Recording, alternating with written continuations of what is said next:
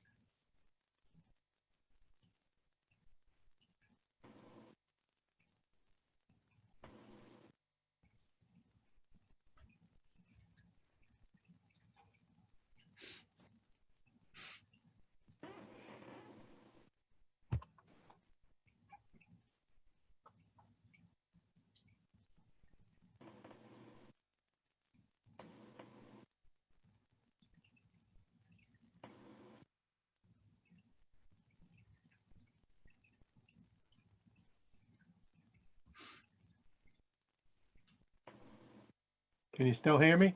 Yes, I can. Oh, okay. Where is everybody? I don't know. They said we could get on at 5:15, so I wondered. I've done the poetry readings and stuff by Zoom, and sometimes there's a problem. So I got on early to check it, but it seems to be working. Huh.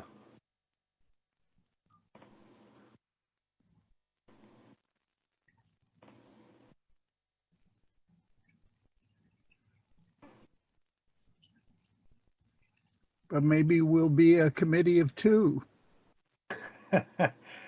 Yeah.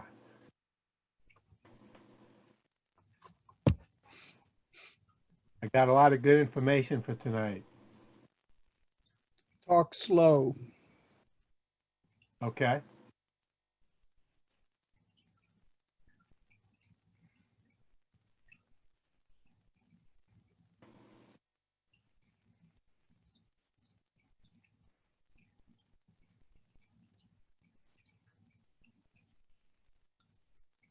I hope Menzies comes aboard. He's very good on 5G.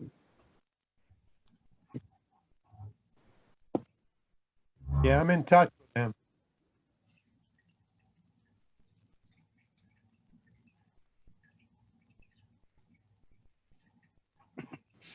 This meeting lasts about an hour, right?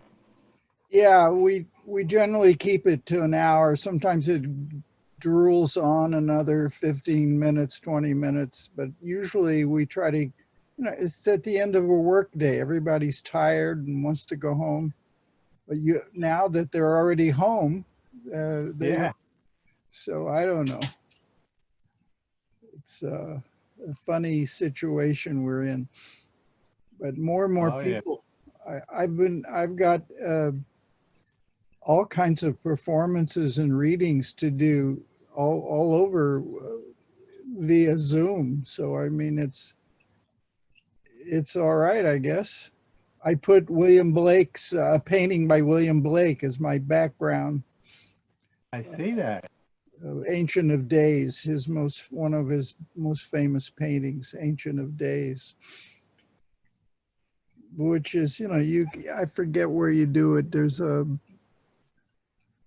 way to do it. You pick an image from your laptop and it becomes the background, or you can use a photograph or whatever. I like, I like that. You don't have to see my messy room. Yeah, with me behind me, I've got God knows a lot of we have a lot of birds here in the living room. So I heard, do you listen to Tom Hartman at all? sometimes, He said when he was younger his father was an avid reader of books, and they had 20,000 books. He had a room subdivided in his basement with the walls were made out of books. Right. Well, 20,000 of that's the kind of dad to have. them.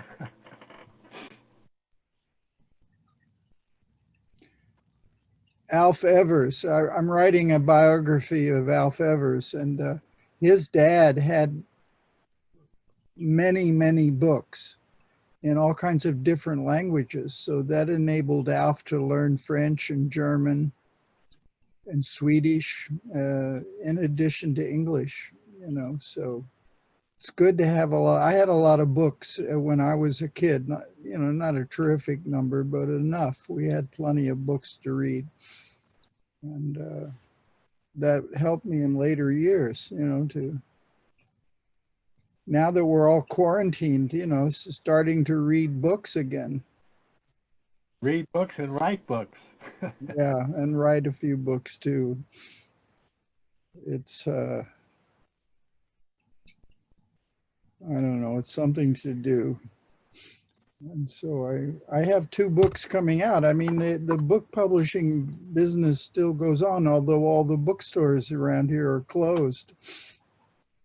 My wife Miriam has a book of nature essays out. It just came out in time for all the bookstores to be shut. So she's waiting for the bookstores to open so she can get her book out.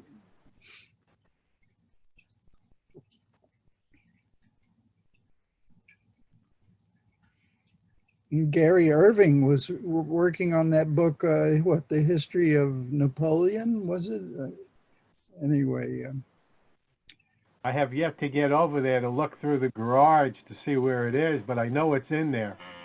Yeah, that might be interesting someday to take a look at and make a photocopy of it and put a copy with the library, because the library collects books and manuscripts by local authors. And if a manuscript was put into the library, you know, in their Woodstock section, then someday somebody might actually publish it, you know. When I saw it, I remember it was tied together with like some kind of rope, you know, like string, thick string. Yeah. And had a thick cover that was loose. You know, the cover could come off it. Yeah. It had this manuscript, and when I saw that, I took a look at it. I noticed it, and I saw, wow, look at what Gary's writing about here. And I looked through it, and then I just put it back in there because, you know, I just put it back in there, so I know it's there. Well, someday. It's not a good book, you know. Manuscript will always remain as useful. So as long as it doesn't get destroyed or landfilled, then yeah. Well, it's in you know, closed storage shed with thousands of other books of his. The whole storage shed is filled with books. Go out there in Olive or be on Route 28. There on the way to Shokan on the right. Yeah. The woman you helped him, didn't you? The woman with whom he once lived, is that Donna? Yeah. Well, his nephew is paying the rent on that storage. Okay. A nephew from I think Las Vegas. Okay. And he took over. You know, we contacted him and let him know that all the books were there, and he said, "Oh, he'll get a van and come out here and get them," but he never did. Mm-hmm. But he's evidently been paying the rent. I should go out there and check on it. Yeah. I think you should go out there and set aside the most important parts of his archive. I don't know if it's a big archive, then you've got a problem. But if there's something you could separate out, that would be good and useful. Down to, you know, put it in a few banker's boxes. And that way you could haul it around. Hi, this is Laura. I was going to text our other people. Oh, who's on the phone? I see we have Steve and Ed. Yeah, it's me and the phone. For some reason, it's got both of them. It's Oh, it me has on the you by, computer phone. so you're on twice. Yeah, for some reason. I don't know why. I tried to get rid of it. Okay, well, that's okay. Well, we don't want to get rid of you, so if you get rid of that, you may mistakenly get rid of That's you why too. I said I had a choice. I could do computer or phone. It would link up the phone to the computer, so I clicked on that. Uh-huh. And like, it is what it is. Okay. Well, I hope we have other members joining. Yeah, there's been a couple of emails out on this because I sent an email out a while back, and we always had this meeting scheduled, although people didn't know we were Zooming, but then I sent a meeting out that we are going to start Zooming. So God for Zoom, huh? back to Zoom. So we'll see how this goes. So Well, I think we should isolate some projects that we're going to be interested in the next few meetings. Affordable housing, the scenic overlay we were discussing, some other things that we talked about, and focus on them if we're going to have these meetings. yes, I agree. So let me finish contacting our other members. And it's 5:32 at the moment. And I had kind of a busy afternoon. Usually I call everybody in the afternoon, Well, and it was kind of,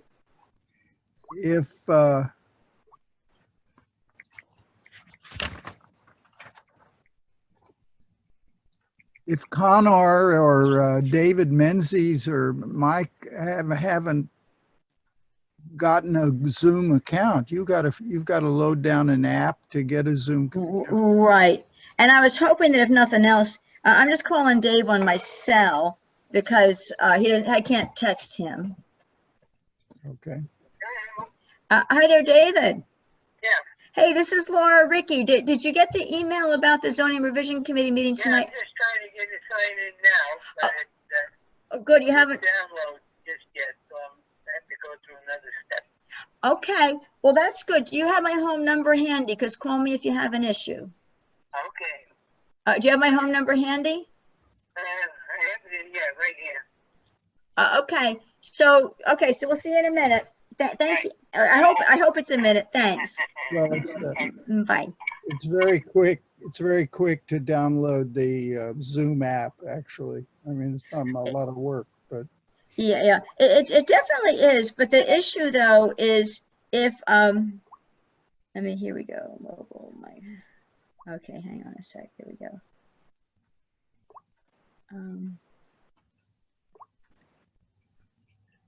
684. I hope that's a.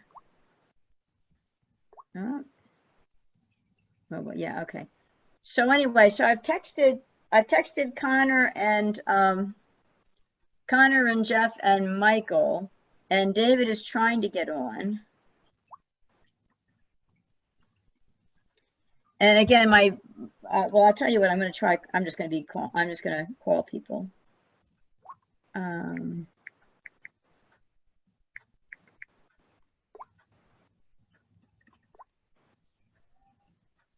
Because if nothing else, we'll at least get, I don't want to waste Steve's time. And Steve, I appreciate you being here.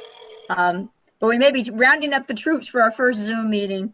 And once we've done that once, we'll hopefully have our momentum. No problem. But I appreciate you being here. Want to schedule this with me for another day, that's fine too. Well, I'm hoping that if we get everybody together, then we can still have you go through your information. And, everybody, yeah, if you get what you want, I'd be glad to come back another time. Sorry, hang on a second.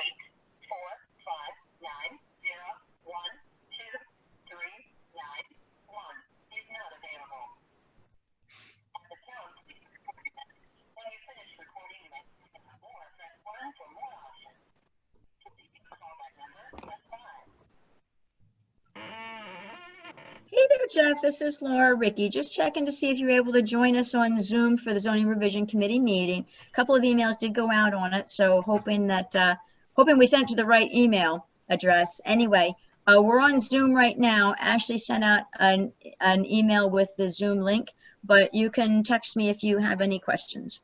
Bye for now. So that was Jeff. Let me get Connor.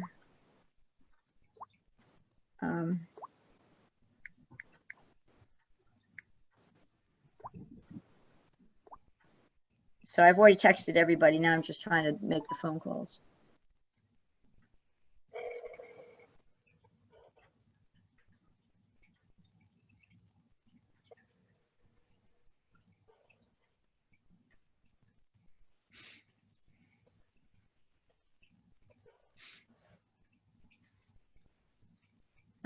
And usually Connor's phone says send the text, which I've already done. Yeah, there you go.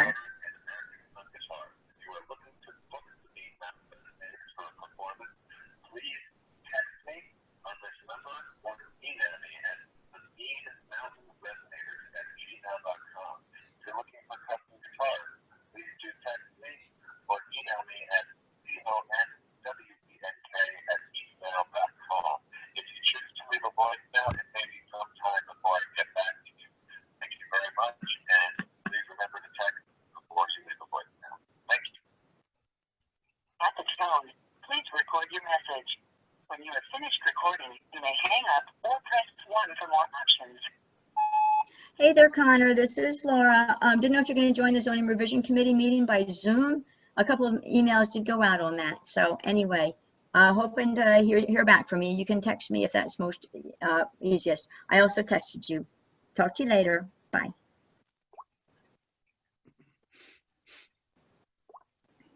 Okay, I just have Michael to do. Come on. Whoops. I guess I'm still recording. Sorry, Connor. Bye.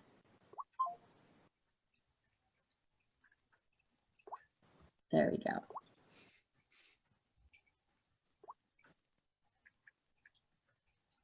I've had people do that to me too, where they think they're hung up and they haven't really. Okay. I'm on to Michael. That's the last call I'm making.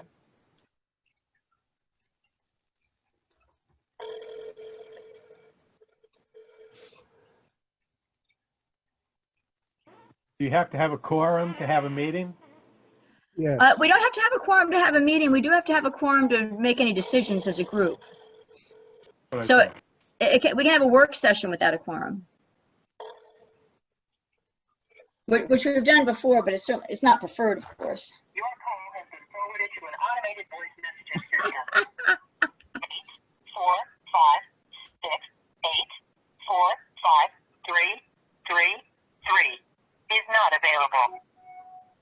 At the tone, please record your message. When you've finished recording, you may hang up or press 1 for more options. Hi there, Michael. This is Laura Ricky. A couple of emails went out about a zoning revision committee meeting tonight, actually right now. So anyway, was hoping you could join us by Zoom. Ashley sent a Zoom email. So maybe you could text me when you get this. I also sent you a text. Hope all is well. I'll talk to you later. Bye.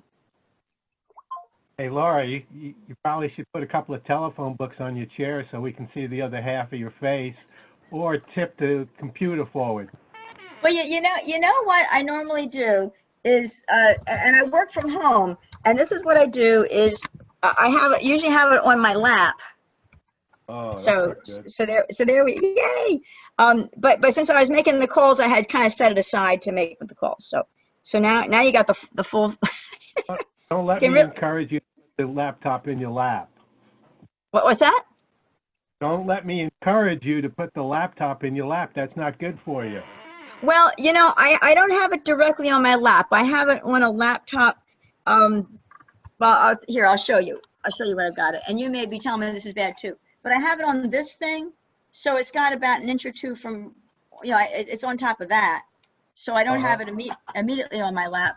I have it with some airspace between my lap and it. So I'll leave it to you guys what you want to do. David is trying to join. As you can tell, I had to leave voicemails for the other three. I don't want to waste, Steve, I don't want to waste your time. I don't want to waste Ed's time either. So hopefully, What Steve has to say. I mean, he's got a full presentation of information that everybody should hear. I mean, so I would advocate waiting around for David Menzies for a while. And if he doesn't show up, is to scrap this meeting and plan a little better meeting for the next meeting. I have all your documents, which I will go over. right. And the one that I didn't do yet, I was a little delinquent. Well, actually, I was pretty delinquent because I just like 10 minutes ago sent the documents for this meeting, but Yeah. I didn't finish my write-up from Jerry Washington's presentation. So I didn't send the action document, doesn't have all the detail from last meeting, but I sent the action document in case you wanted to use it to discuss the actions that we're trying to cover. So no, I agree. And I'm thinking that it's probably the best use of Steve's time. So we had agreed on, when I sent the email out a while back saying I wanted to resume meetings, the people I heard back from, and I guess I was on the phone with a couple, that they said, well, we have the existing meeting day and time, let's stick with that. So then I just picked the next one coming up and said, okay, and then the email went out saying we're going to meet now. Oh, there's David. David, you're on mute. Do you know how to get yourself on mute, or you want Ashley to do it? So, did we get myself where? You're on. Okay, you did it yourself. You were on mute. You're on mute at first, but you're off mute now. So we do not have a quorum. We do have Steve Romine, although with having three of us, and I just texted and voicemailed the other three. We've had several emails go out. What I normally do on a meeting day, around in the middle of the afternoon, I contact everybody and remind them. And I had a very busy afternoon, so I did not do that today. So, but people have gotten emails saying we're going to have the meeting. So in any event, we don't have the other three. We don't have a quorum. And I don't know if it's a valuable use of Steve's time to talk to half of us, because any decision we make as a committee. Oh, we have Jeff Collins. We have a quorum. I think our quorum is 4. So, Jeff, are you hearing us? Oh, he's still connecting to his audio. Yay. Hi, Jeff. Can you hear us? Whoops. You're on mute now. I'm not hearing you yet, Jeff. Okay, I've had troubles with my mics. I'm gonna. There you are. Wait, we heard you. We heard you just then. Okay, can you hear me now? Yes. Yes. Okay, good. Okay. So this is wonderful. We have a quorum. I thank you. First of all, now we've probably all by now been on Zoom, and I've been on. I work from home in my day job, and I use WebEx, not Zoom. But I've been working from home, and I've been using WebEx for years. So, and Zoom is. I've been using Zoom for a number of things now. Since all this coronavirus thing, so I know I'm used to it. I've even hosted a Zoom meeting once.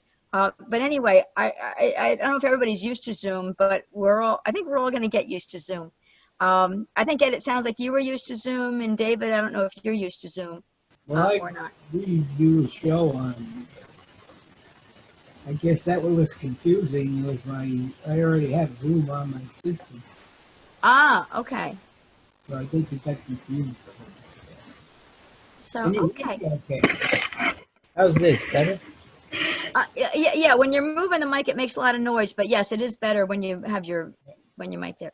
So our agenda today, now at 15 minutes ago, so 2 things. First of all, 15 minutes ago, I sent the materials for this meeting. So I did send, I sent the minutes from before, the reference document, and the agenda. So we normally approve these things, but Steve has been very prompt, and he's already been spending 15 minutes waiting for the rest of us. So instead of jumping into that, I'd rather jump into Steve talking to us about, now we're still on telecommunications.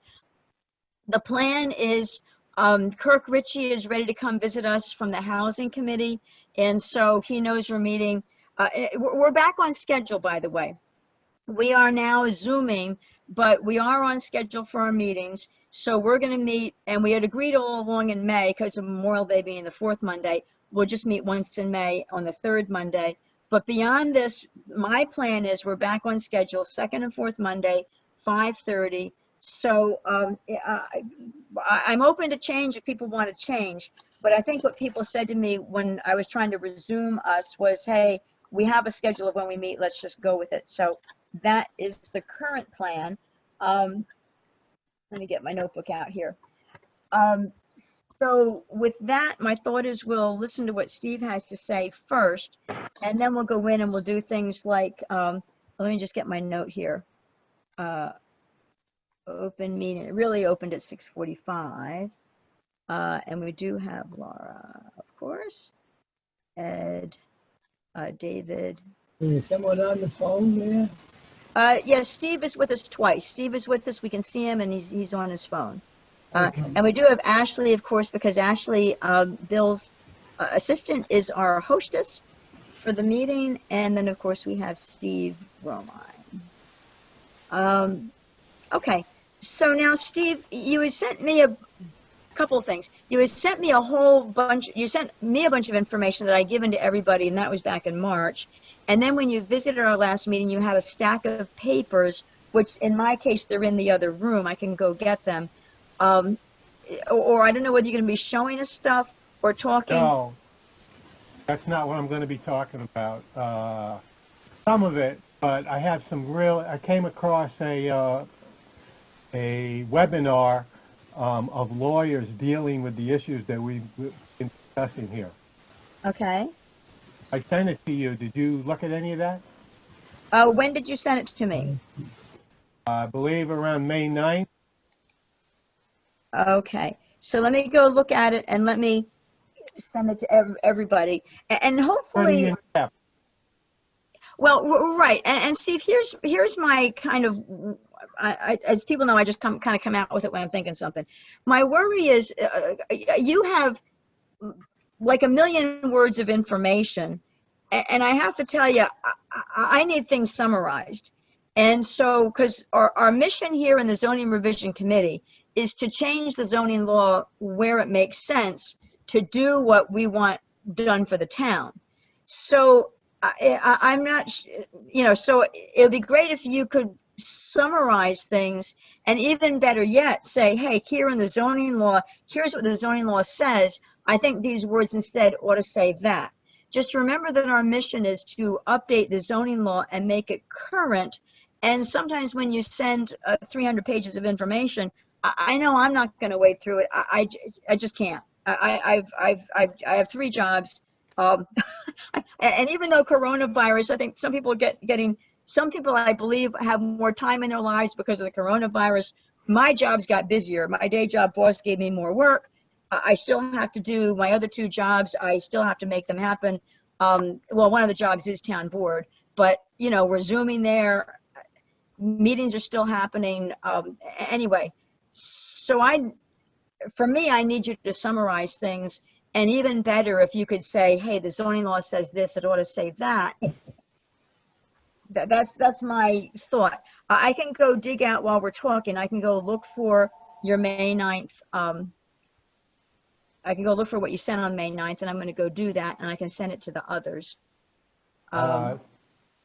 Laura, first of all, I have summarized everything. So you don't want me to read you the whole Telecommunications Act then, huh? I just like to know what I won't do that, but I have summarized the webinar, transcripts from the webinar of very experienced lawyers who deal with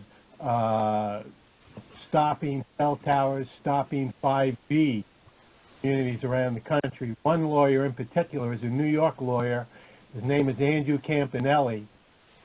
He's handled 7,000 cases, and he's successful 75 to 80% of the time. Okay, so before we go, of how we can set things up to protect ourselves. Okay, so before, first though, so I have two emails from you from May 9th. One of them is Town Board, an article by RFK Jr., and the other No. has a link. Look up the one that says gold mine of information. Okay, and that's the one you would like me to forward to the members of this committee. Please. I did send it to everybody, most of them that I had. I had Dave's and Ed's and yours, but I didn't have the other fellows on the board. I That's had Connor's I had. Yeah, I'm going to send it to everybody just so that I know when everybody got it. So, David, Jeff, whoops, Jeff Collins, and Jeff, I've been sending things to your Gmail. Did you want it to your woodstocknewyork.org? Maybe I sent it to the wrong place. Oh, this time I sent it to woodstocknewyork.org unless you want it to your Gmail. I prefer the Gmail. Well, actually, no. Should probably go to woodstock.org just to keep things separate. Yeah, okay. So for now, and I know Connor said he liked the Gmail. So Ed, David, Jeff, and Steve, I'm going to copy you. Okay. Okay, I'll just say FYI. Okay. And now the other thing is, when you say you've summarized the things, is that in an email or is that in this exact same email? The same email I just forwarded. No, Is that? this is something I put together for tonight. Just I have right here in front of me on hard copy. Okay. Okay, so I'm good at making notes. So I'm ready to make notes, Steve. So sorry for the digression. Ready for me to start? Yes, please. Okay. So let me just say, welcome. Thank you for welcoming me to your committee to speak tonight. I really appreciate it. Zoning Revision Committee, and I have high expectations of you guys.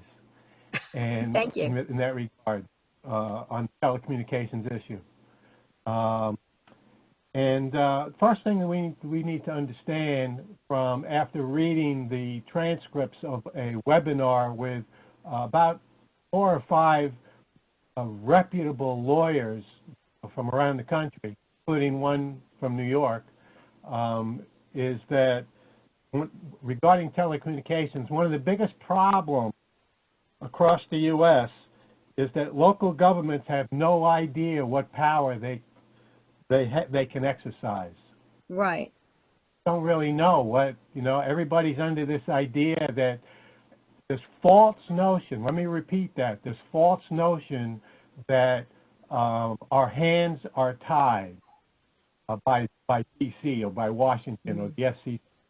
That is absolutely incorrect and contrary to everything these lawyers have stated. As I stated previously, Andrew Campanelli handled 7,000 cases, 75 to 80% of them he was successful in stopping for different communities that wanted to stop cell towers and 5G, especially in residential areas. And something that he wants people to know is that, your zoning committees and other municipal organizations of the local governments is that 47 UC 332 A1, and that is that's the U.S. code dealing with mobile services. Number 1 states is to promote life, safety of life and property. That's their number 1 goal. So in that vein, I will continue. Well, First of all, let me ask you one more question, Steve. Would you want, Ashley is able to record this. Would you be okay if we record this? Yes. Or would you? Yeah, so Ashley, I'll ask you to record this because I am making notes, but what you're saying is very important. I don't want to miss anything. And if we record it, then I'll feel like I can go back later as needed. So Ashley, are you willing to record this? Yes, it's recording. Oh, it was recording from the beginning? Yep. Yes. Oh, yay. It's automatically set to record all meetings. Cool. Okay, perfect. Thank you. okay, so First of all, there's this issue of telecommunications and specifically 5G. I just want to say that the current environment we're in right now is dealing with a virus that can do serious harm to a lot of people if they're not careful and protect themselves. And it's a reality that it's really always been out there, but now it's showing its face in this country and across the globe. And but I bring that up as we speak about telecommunications because it's a very well-known fact, and I'll transmit in the future documents, peer-reviewed studies that show that telecommunication wireless devices reduce one's immune function capability. And so now with this current environment we're in, this becomes a high priority in our life, where before, you know, people, oh, you know, my immune function, who cares? It's always been okay. Well, things have changed. Now, those that get real ill from this virus are those whose immune function is compromised. And we don't want to allow this community to have its immune function compromised with the technology that is known to do that. And so for that reason, we want to make sure that we have things in place to prevent that from happening. And I have summarized 4 key points to stop 5G from coming into the neighborhood. We already have fast 4G. We already have fast 4G, okay? So there is no real reason to have 5G other than to upgrade our toys and to allow robots to come in and you know, hook up to artificial intelligence in our activity.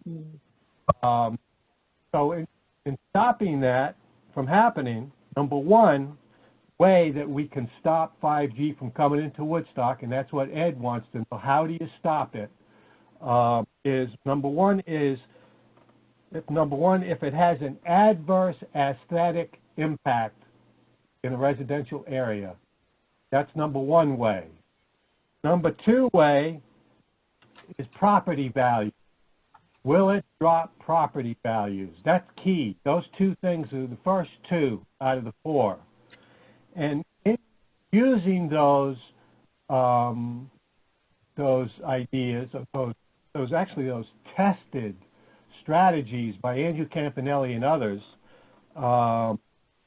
very important to have substantial evidence that proves property values are dropping and substantial evidence of adverse aesthetic impact.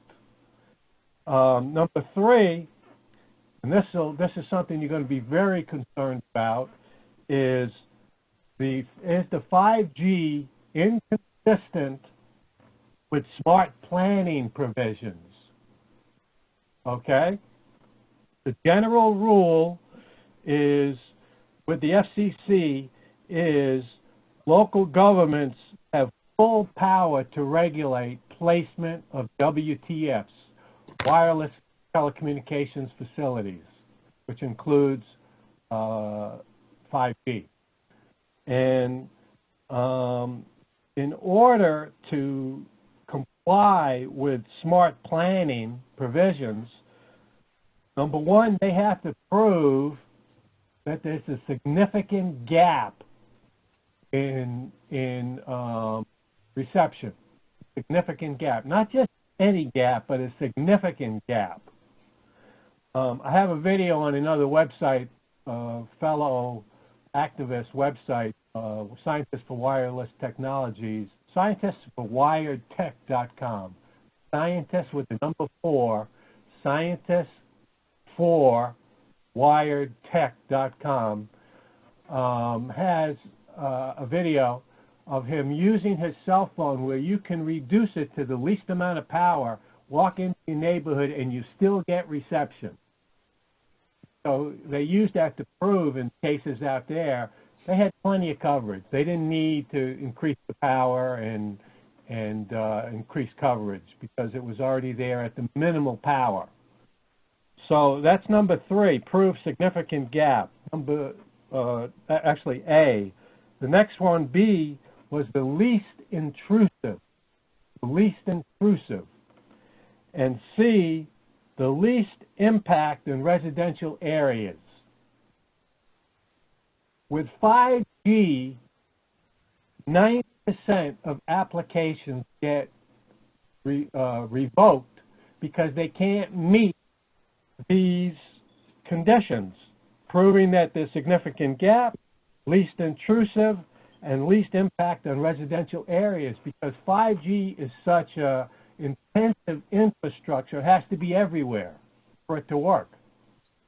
There's a lot of 5G small cell transmitters put in place everywhere. So the fact that it's such an intensive infrastructure, it can't meet these qualifications with smart planning provisions. And then number 4 is lack of sufficient fall zone. There has to be requirements that nothing can fall from the infrastructure. That's another one that wins a lot of cases. Now, getting back to the Telecommunications Act, interpreted by Scott McCullough, who just recently sued the FCC, the 2018 order that, what did it say? It streamlined and it accelerated the deployment of 5G, which was found to be, the order was actually vacated. And I sent you that information a while ago. The order was vacated, and according to Scott McCullough, the ruling is persuasive. It's not binding. It's persuasive, doesn't have authority to compel. Binding has authority to compel. So when I bring that up, I also want to bring up, as you consider all your zoning regulations, this idea that the town has to be worried about lawsuits from wireless providers or what they call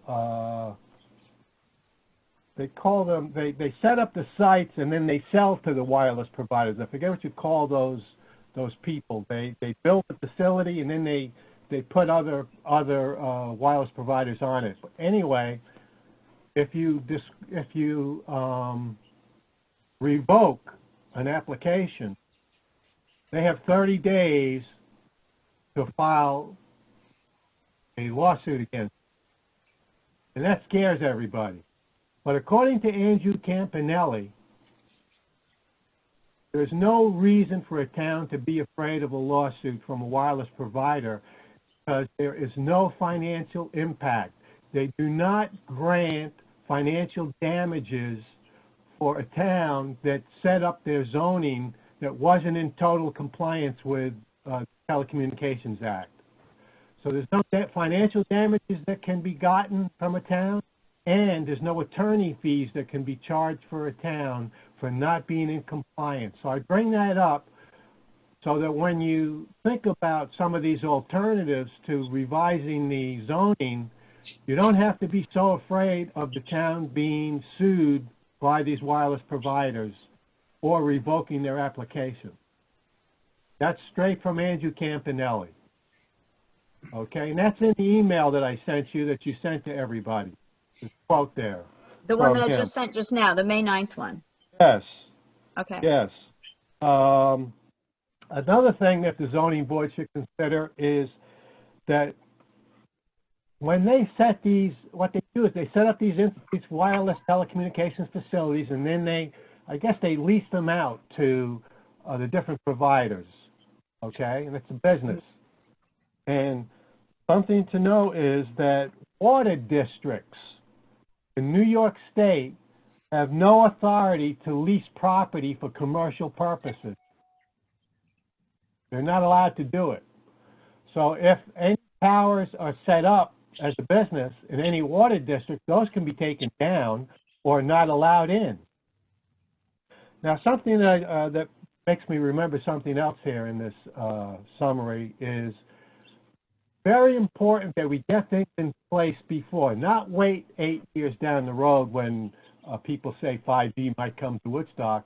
And the reason is because in stopping an application from coming in, you have 75% chance of stopping it.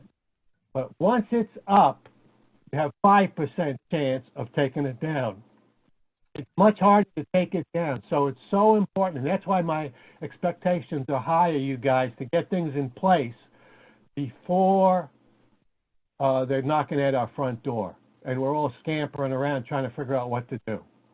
That's why I think you guys are so vital and so important in this discussion of 5G coming into Woodstock whenever it comes. So that, and I highly recommend, I got a couple more things here else to say, is that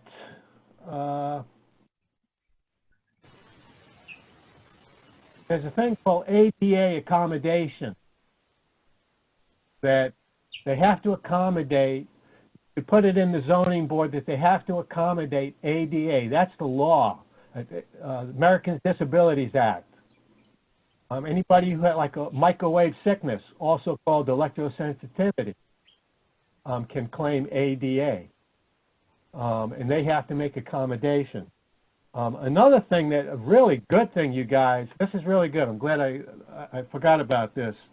Is there's a thing called a master lease agreement, and that municipalities are making with wireless communications facilities and wireless providers, and that is requiring, this is big, requiring indemnity and insurance.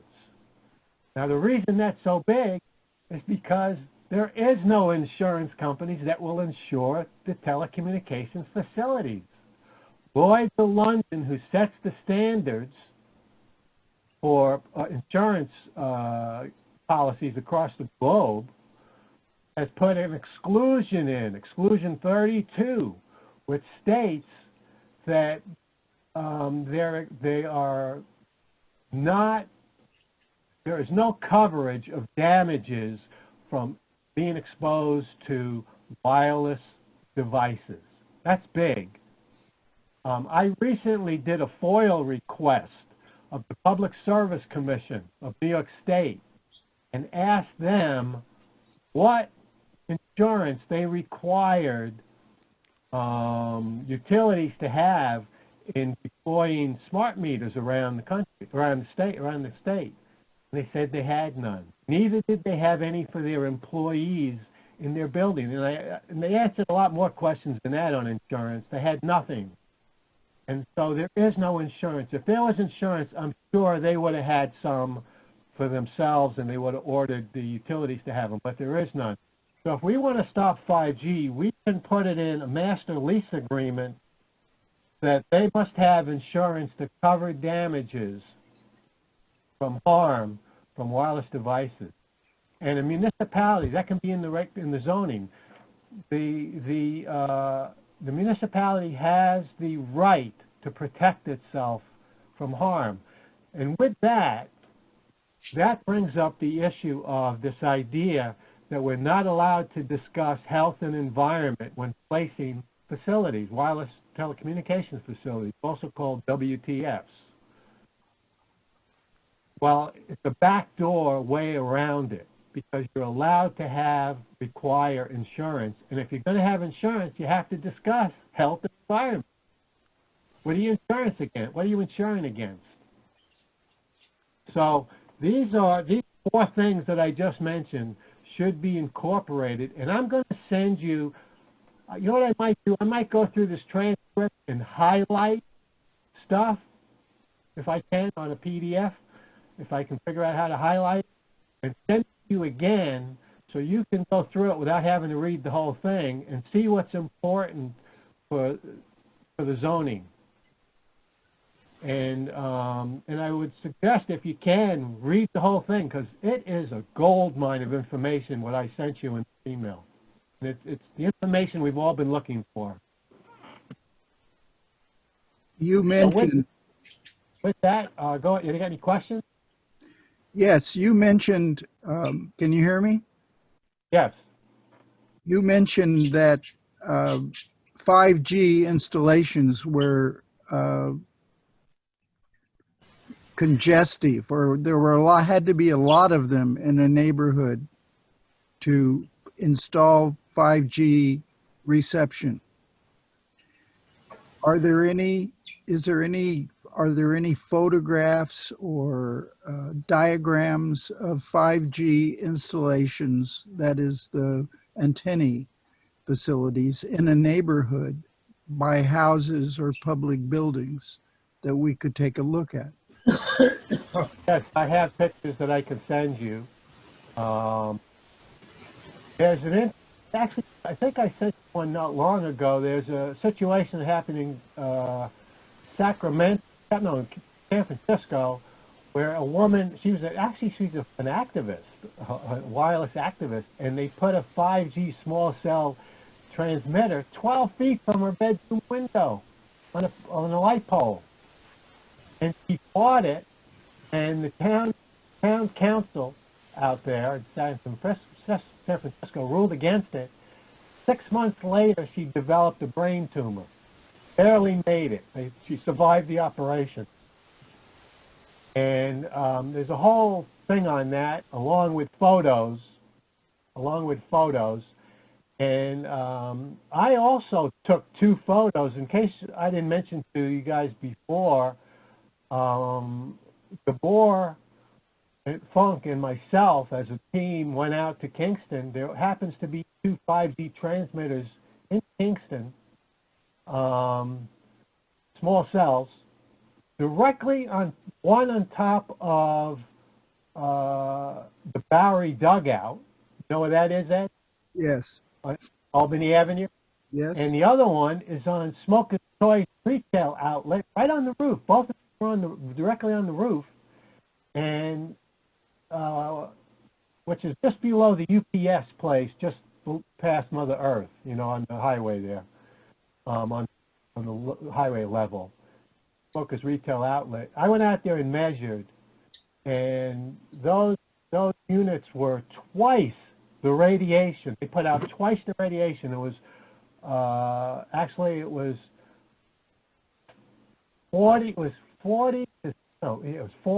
60,000 microwatts per meter squared, as compared to, and they're just individual units. They're about 4 feet tall and maybe 18 inches in diameter. They're like barrels with an antenna, and they put out that much radiation. And comparing it to the California Quarry cell tower, put out 20,000. But neither one of these is good if you're right near them, and yet they put out twice as much as the California Quarry tower, which had 15 to 20 cell antennas on it, and the one on Basin Road we measured, which also put out 20,000 microwatts per centimeter squared. So those small cells, that's a deception. The name small cell is a deception, because they put out twice the radiation and more than macro towers, huge macro towers. And so there's different ways we can go at this, setting up zoning revisions to protect ourselves from these really strong, powerful radiating devices in the middle of the communities. And I do have, and I also went to New York City and was in Times Square. They're on every block, small cell transmitters, at the corner of every block. And I measured them there, and they were about, those were about 20,000 microwatts per centimeter squared. So I can get you the photos at a later date. And any other questions? I just was wondering what I don't know if it's Verizon or the telephone company. They were laying cable out on 375, and it looks like there's all new cable out this way. You know anything about that? I don't know anything about that, but I do know that if it's cable, and it would be involved with 5G, it would be fiber, and that's what they use to connect 5G with. And so we want fiber wherever we can get it. What we want them is not to stop at the street, but to continue and go to the house with the cable, which they don't have to do underground. They can go overhead. Well, I think they're just going, like you say, up to 375 to 212 out that way. Right. And I say, No, I don't know what it's for, but like I say, if it was connected to 5G, it would be fiber. That's how it's all connected, with fiber. And by the way, they brand new to me. paid for with different fees they put in our telephone bills. They paid for fiber to be delivered to everybody's house multiple times. That's one of these lawyers to the FCC about. The other thing I want to bring up that I don't want to forget, it's very important, is a thing called OTARD. Have you guys heard of OTARD? OTARD? I don't think so. OTARD is overhead telecommunications receivers. I think that's what it is, but what it stands for. And what they're doing now is to try to get around everything. You guys really need to consider this in the zoning.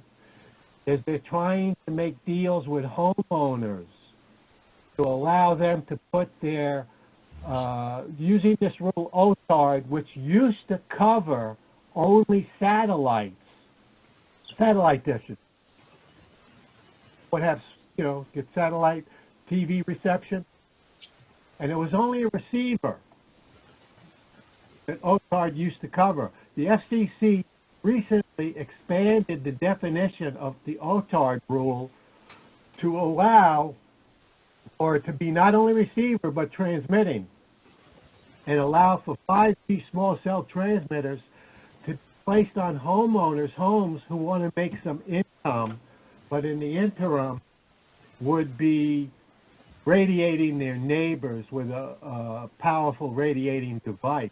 Something that this committee needs to look into and get something in place to stop it. My opinion.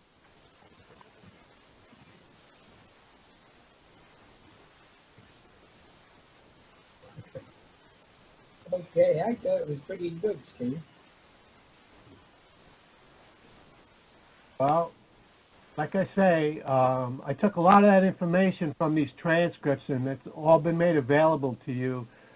We've heard a lot of things over the past 5 years that we've been discussing this issue, and I'll tell you what, these transcripts are so hopeful from these lawyers. There's a lot of information there, a lot of misconceptions that they tell. I think everybody owes it to the community to look at these transcripts, and that's my contribution tonight. Okay. So I want to see if I can, it looks like it's letting me share my screen.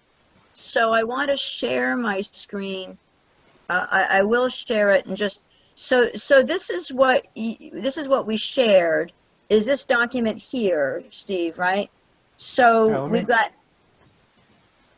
Go down to the bottom. Right, so I see some things in yellow. Close. Go to the bottom. I'm at the bottom of this document. We can stop 5G before it gets put up. Oh, you don't have the attachments. I have 3 attachments there. They're up at the top. The attachments, when they come into me here, they come at the top. There's a transcript and a summary. Right? So, and then there's also, you'll see there's also liability and risk of telecoms. Those are important documents to look at too. They know this, that they have no insurance, and they know that it's harmful because they're discussing it in their stock meetings that there's going to be a lot of lawsuits coming in. Okay. So yeah, that's what I wanted you to see. So and then the information you just shared, I know you said was a summary, if I look at this PDF, is that going to have, but yeah, I think you shared more than what was in the summary, but yeah, this is good. And I appreciate you netting it out because I know you had sent me 300-page documents before, which were a lot, but these look good. These look like things that are going to be more, more manageable, and summaries is good. So I'm going to stop sharing my screen, but this is good. So just make sure we're on the same page. And I just forwarded this to everybody. Although, as you pointed out, Steve, you had already sent this to some people on this board, but I just sent it again so that I know how to find these things. So are you, well, first of all, the telecommunications, not to put Dave Menzies on the spot here, but we had about 12 areas. As you know, we were born out of the comprehensive plan document that had a list of 12 items that a zoning revision committee could look at, and 2 of the items are telecommunications related. And of our committee, different committee people volunteered to take the lead in different areas. And telecommunications is our own Dave Menzies, not to put Dave on the spot, but and I know that Ed also volunteered to be helping out any way he can, even though he didn't volunteer to take the lead for too many things, but he did volunteer, which is huge, to help everywhere as needed. So if I were to say Dave Menzies and Ed Sanders were going to work on, because we heard from Jerry Washington for telecommunications, we heard from Gabor Funk, and I had sent the documents that each had forwarded us, and plus we heard what they had to say.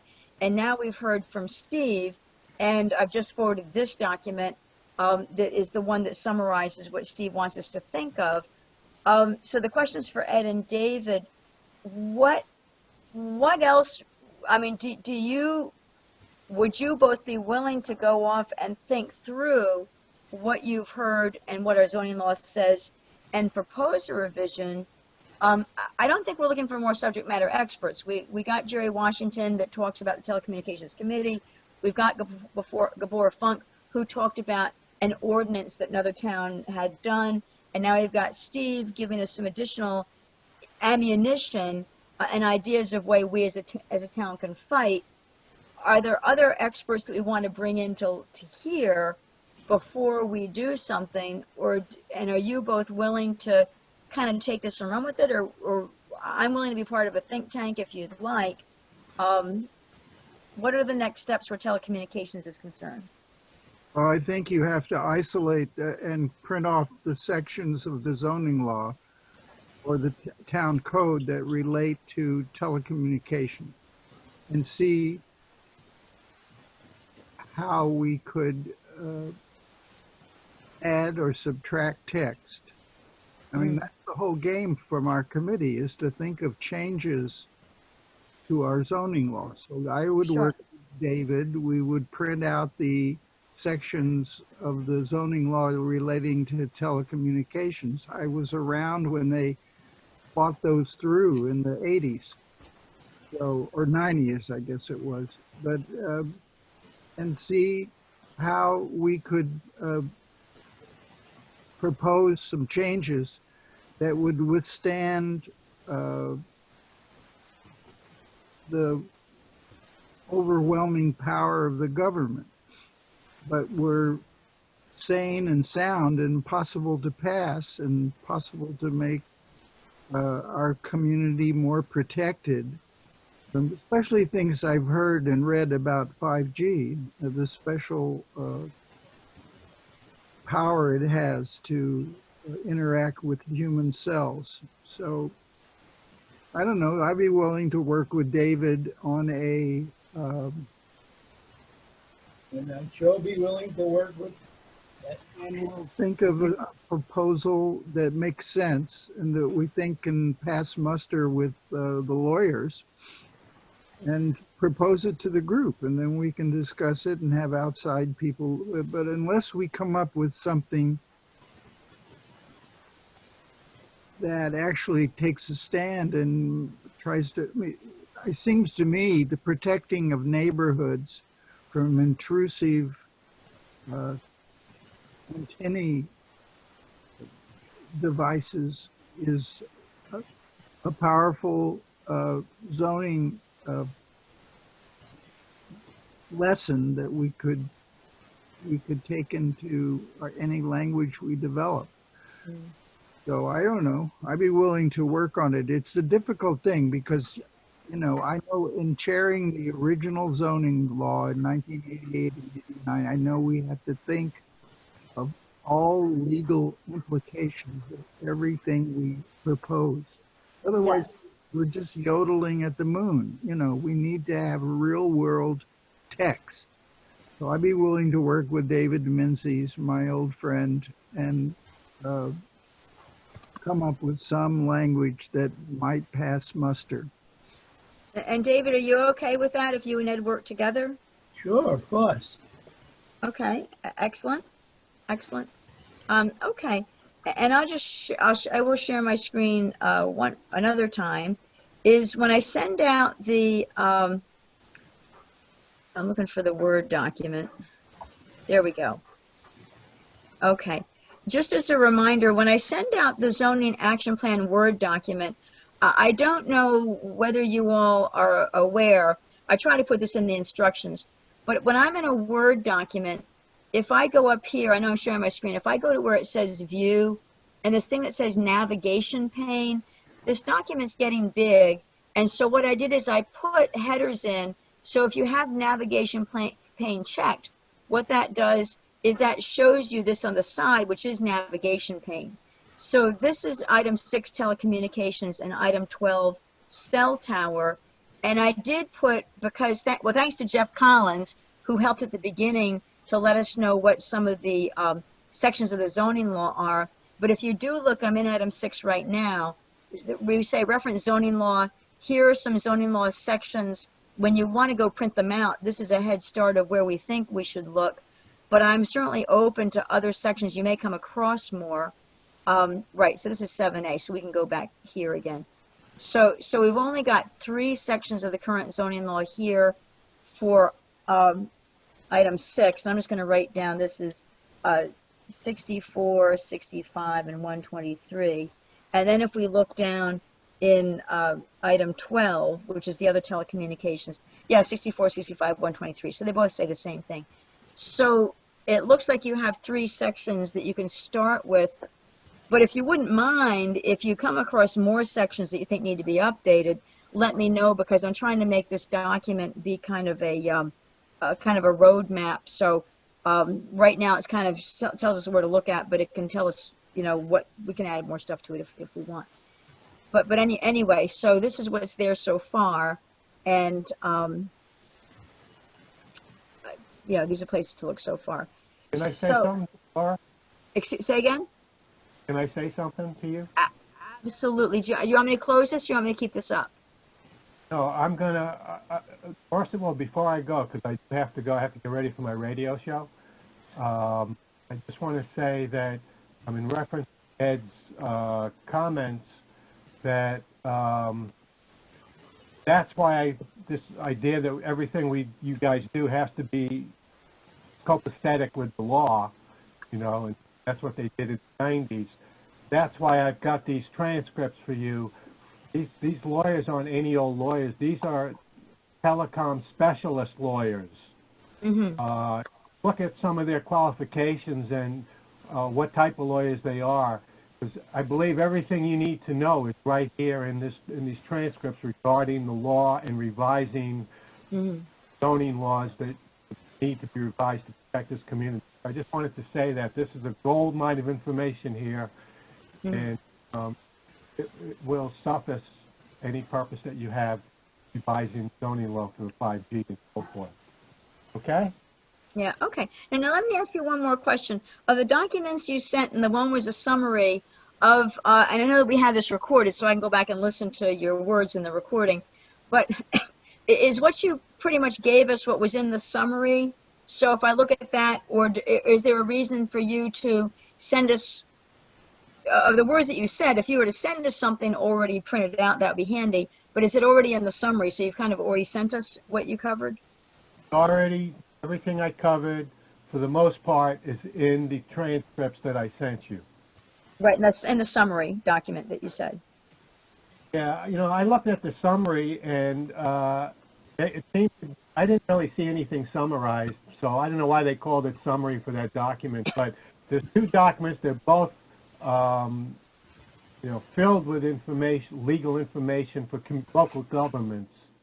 Okay. And a main thing I want to emphasize, again, I started the presentation out with, is you guys don't realize how much power you really have. Right. Well, right. Really good point. So when when Ed and David work together, again, they'll look at the pages. They'll look at the pages of the zoning law that are referenced in the action plan that I just showed, and they may have other sections they come across as well. And then they will also look at the. They should also look at probably each of the documents in the email that I just forwarded, even though they got it before, they just got it again today from me. So they should look at all of those things. Yes, big time. And it sounds like, now, Steve, I don't know whether you would want to, maybe you could email me your phone number. I don't know if you want to say it here, this is recorded. I don't know whether you want to share your phone number, but in any event, if we had your phone number, it'd be easier to reach you. I don't think I have your phone number. You could email it to me if you don't want to put it in the recording. I will email it to you. Okay. And then that way, you would be a reference, which would be very helpful. I'll put it in my phone, and that way if I need to find you, I know I can find you. There's so much information there. I haven't read the entire transcripts myself. When I do, I'm going to come up with something that I might send you a little later on. But another thing too is that although you're revising, can your committee also come up with new zoning besides revising existing zoning? Yeah, basically we were really missioned with. So we're missioned with 12 items, and then we have a 13th item, which is periodically the town should put together a committee to look through the law to make sure it is current and accurate. So that really is open-ended, that we could put in something new if we felt it belonged. Of course, we're an advisory committee then to the town board. I'm of course on the town board. But then it'll get up to the town board if they agree to those extra things. So my thought might be, if we think that we do want to add a whole new section, we would be smart to talk to different board members and get an idea whether or not they agree to that before we put a lot of energy into something that they may not agree with. So yes, nothing's stopping us from proposing whatever we think is right. Sounds good. So, okay. Now, when you email me your phone number, I'd recommend you email it to Ed Sanders and Dave Menzies. I know you've already got their emails. So, because since they're the ones working on this, if they want to reach out to you, it would make it easier if they had your number handy, because it does sound like you have a wealth of, I will start that. Okay, wealth of information for everything. Wow. Well, thank you so much for. I know how passionate you are about the topic, and I appreciate you sending us information, but I really appreciate the email that you sent May 9th, because that is a summary, which is what I said at the beginning. We need a summary, and it sounds like that's a more of a summary that we can kind of get our arms around and take it and then see how it relates to the zoning law. And I really appreciate Ed and David agreeing to take this and run with this. I will be as involved as you want me to be.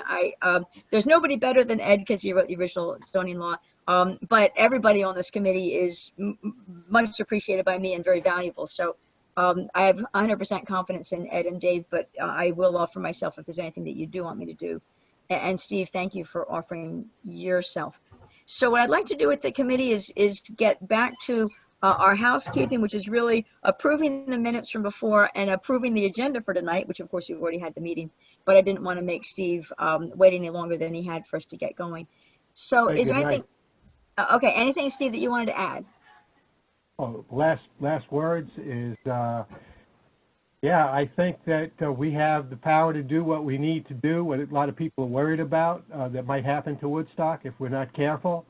And I think this is a blessing, what we just got. This was sent to me by people who participated in the webinar, and they know I'm involved. This was sent to me from the West Coast, but this applies nationwide. And when I was reading it, I was just like filled with enthusiasm and hope. So I hope you'll find the same hope in this. And I wish everybody a good night, and thanks for all you do for the community.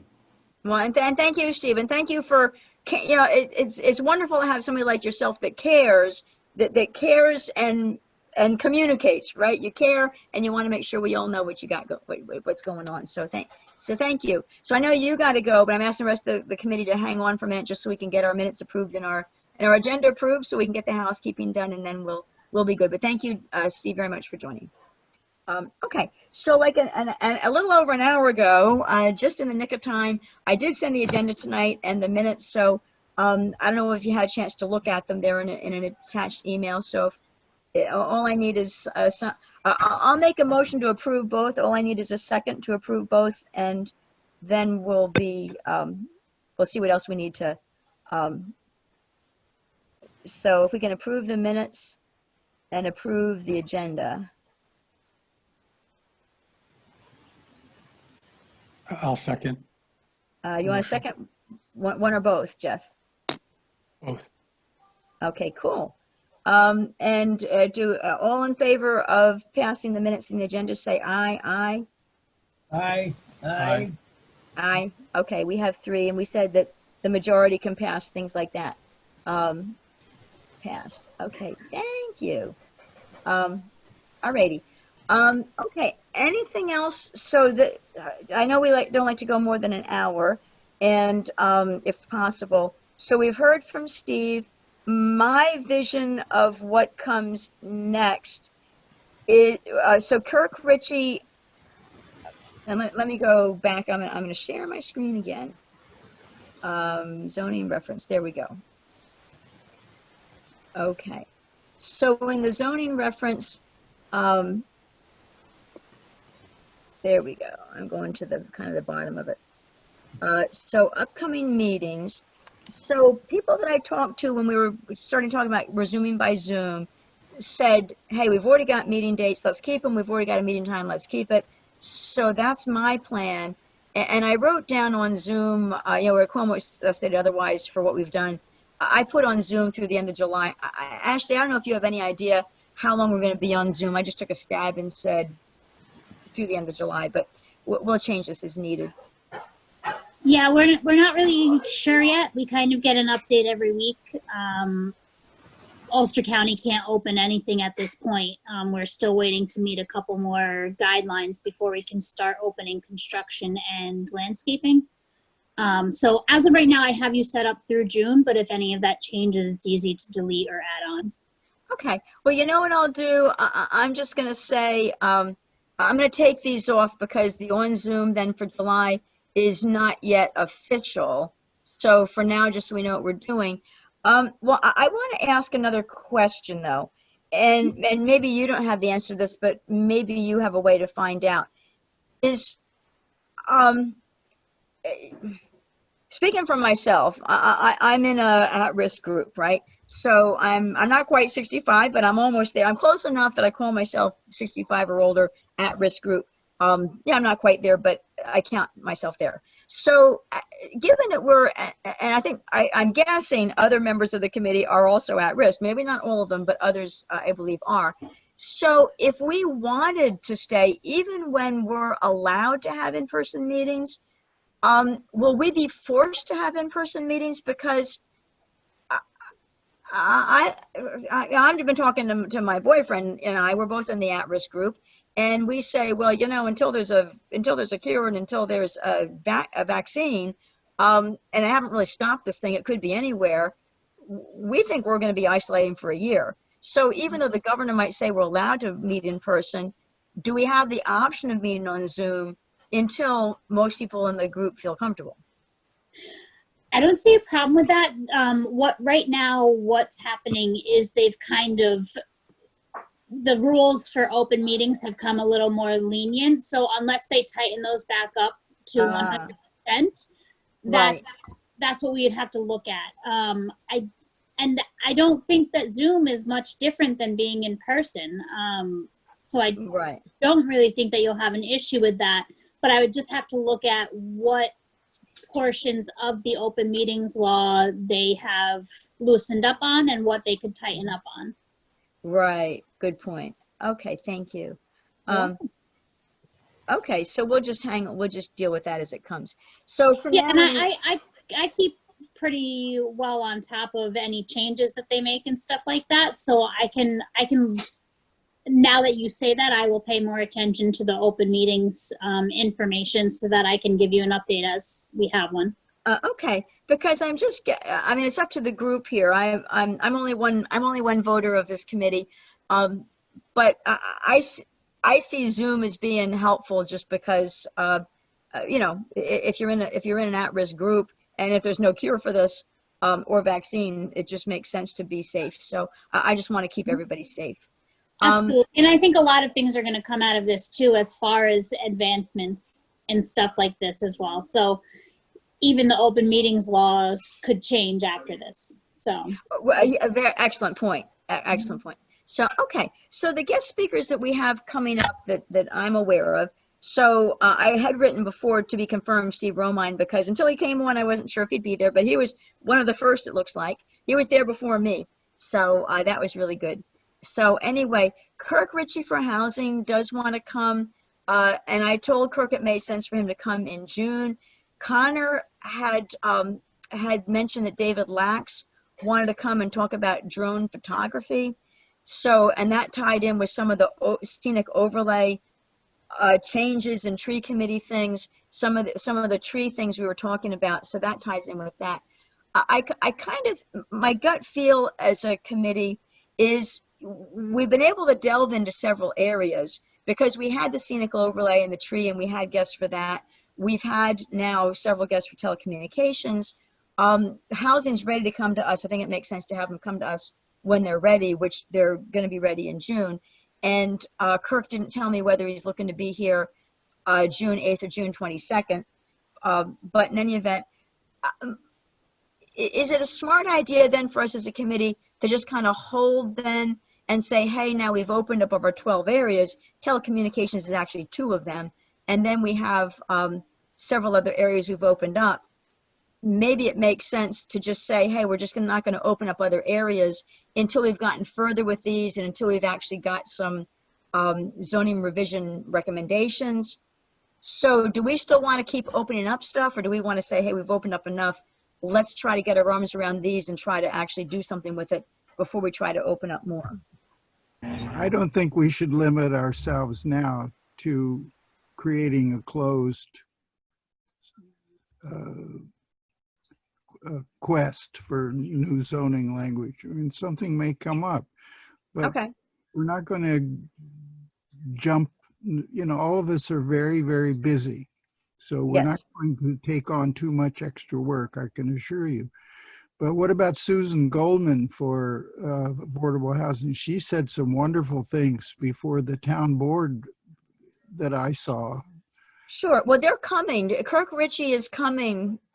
Kirk Ritchie and housing, and Susan Goldman is sometimes in town and sometimes she's not in town. So I don't know whether she's coming or not, but Kirk Ritchie for sure will be coming. Maybe we should also ask Susan Goldman if she wants.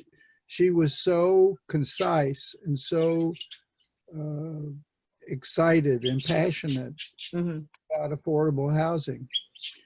Sure. Said some things that were very interesting to me when she appeared before the board. So to have her come before our committee would, and I'm sure Mr. Ritchie wouldn't mind to share he's shared with her before, so. Okay. So I'm gonna, and I'm not sure if this is gonna share, I guess you can still see it. So housing, I'm just looking back to see, so Connor volunteered to lead the housing. And I had a bit of an assist because I went to the housing committee meeting. So I'm fine with that. I'm fine with that. So your thought is, so once housing comes here, then that'll be consuming Connor and me. Telecommunications, Ed, is going to consume you and David. And then scenic overlay was going to consume Connor as well. So I guess continuing, but I know that Jeff had some things and so did Michael. So as you say, don't stop. We'll keep, if different guests are ready to come to us, we'll just kind of keep going for now. So that's good. We won't just say, hey, we got enough to think of, let's work on that before we bring on more. You're saying bring on more whenever it makes sense to bring on more. So yeah. I'm good with that. And regarding scenic overlay, I've done some work. You know, the proof is in language that's used Right. in the zoning law.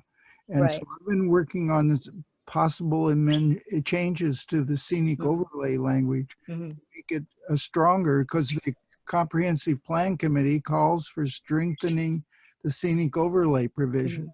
So I've been in my spare time looking at the language and listening to Connor's remarks, very passionate at our early meetings, Right. really on the ball on this issue. And Yes. so I would thought of working with him to help Mhm. possible language changes for the scenic overlay district. Mhm. Right. Okay. And I think, and I'm just looking at my notes because it's been a while since we talked about that. I just want to look at my notes of how we, yeah, because we had Michael Beach and Cindy Miro, and lots of notes from that. Links from Michael Beach. Okay, and now we're into the next one. So, okay. So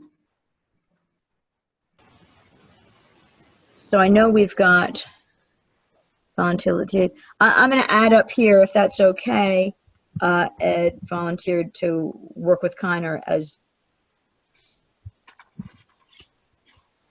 to work with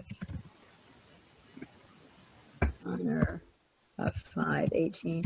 And Ed, I definitely a great thank you for your volunteering to be so involved, because you really know this stuff, and you've got a really good sense of what should be done. So thank you. Okay, very cool. Is there anything else? So we know that. So I don't know whether Kirk is going to come to our very next meeting, but and if you'll indulge my phone for just a second, I'll see whether he responded, because I asked him to text me if he knows when he's coming. No, not yet. So okay. Alrighty. Anything else? Well, again, I'm not sure whether we're going to have Kirk at the next meeting. Maybe not.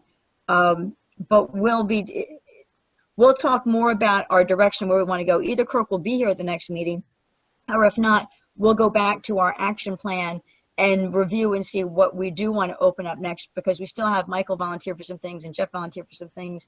And as we got some members focused here, we may choose some topics that Jeff and Mike see how we can progress on some of theirs then. There's the PRD changes, you know, the PRD district language, which has lingered in the zoning law without being really of any use now for 30 years. So it's like time to, and I think Jeff has expressed an interest in that. So, you know, we could take on the PRD and see how it could be strengthened to allow greater affordable housing to be constructed. Right. Well, Connor had actually, so the front of this action document is the statement of who actually did volunteer for what. So housing, including the PRD, is really Connor and me right now. Jeff had talked about large parcel area RDC and also renewable energy. Those were Jeff's. Michael talked about parking and special permit uses. We didn't have any site plan review and approval. Nobody volunteered for that yet. But so we're, and Ed, you had new resources in aquifer. We can always change things. If all of a sudden somebody who volunteered before wants to change, we can certainly do it. But this is my notes of who had volunteered so far for things. Yeah, I'm in on the Aquifer Protection Overlay District. I attended a meeting with a person from the health department and the water superintendent for the town of Woodstock, and Ken Panza, a couple of months ago. We talked about the Aquifer Protection Overlay District. Right. Okay. Well, if you want to talk about, did you want to talk about that perhaps? Since we know Kirk Ritchie is coming to one of the two meetings in June, would you want to talk about that at the other meeting, or when would you want to talk about that? Willing. I took notes on the meeting with the health department, and I was, but I don't know. I'm willing to do it. I have a file of information on it, but there are things that are happening with the State Health Department and the Aquifer Protection Overlay District that Mhm. Ken Panza is working on. So I would not like to overstep Ken's work. And I thought that we put this on hold. We actually did say put it on hold, address when Ken Panza's committee is ready to come to a future meeting. So we did put that whole item on hold for now. So, all righty. Well, I think, I'm willing to talk about it, but I think we need Ken Panza and possibly somebody from the health department. This young man from the health department was really up to snuff about the Woodstock zoning law, okay. aquifer in Parisville. So they've decided that the nitrates are not so much of a threat now, and they are proposing the passing with a new map of the aquifer protection overlay district, going back to the original 2004 map. Mhm. And then, so, but Ken knows all that stuff. I know it too, but Ken Sure. Pan is the point person. I don't want to step on Panza's toes. You know, Sure. he's the one that's shepherding this thing. It'll be great for Woodstock to pass our aquifer protection for a 2,000-year-old aquifer to keep clean water going to downtown Woodstock long after we're gone. And that'll be a wonderful thing to have happen. Right. Well, would you mind reaching out to Ken and Yeah. asking when he might want to come? That's what I'll do, and I'll report back to you. Perfect. And then we'll just schedule him. You know, you've got the reference document that I showed him a minute ago has the reference document has all of our meeting dates and times. So yeah, just let me know when he wants to come and I'll plunk him in. Now you mentioned somebody from the Ulster County Health Department maybe ought to be included. Well, I don't know if I was just impressed by him at the meeting. He had a lot of information about. Okay. I said, so Ken Panza is natural I'll ask Panza. resources also. Also Ken, okay, Ken may want UC Health Department. And it's Ulster County Health Department. No, it's a state. Oh, the state, okay. Okay, let me fix that. Want NYS 110 volts. So, okay, very, very cool. And let me go, first of all, do a save there. And it's someone from the NYS. Okay, cool. Alrighty. So I think that we're good. I don't like to run us too long ever. So I think that we've had an excellent discussion with Steve. And thank you, Ed and David, for agreeing to go off and work that. We have irons in the fire for other things, like Kirk Ritchie coming and talk about housing, and maybe even Susan Goldman. And I was going to add that here. Susan Goldman, right. And then we have some other, so we have a lot of things to be looking at. So I think we're good. Anything else for this meeting? Anything else on your minds? Not on my mind. Okay. Forever, my forever thanks, my eternal thank you to each of you for jumping in here. We had a bit of a hiatus, and now we're revving back up again. So my thanks to each of you. My thanks to Ashley for hostessing our Zoom meeting, and thanks to each of you for being here and for being part of the updates that are critical to our town. Anything else anybody wanted to say? Just good night. Good night. Thank you, and good night, everybody.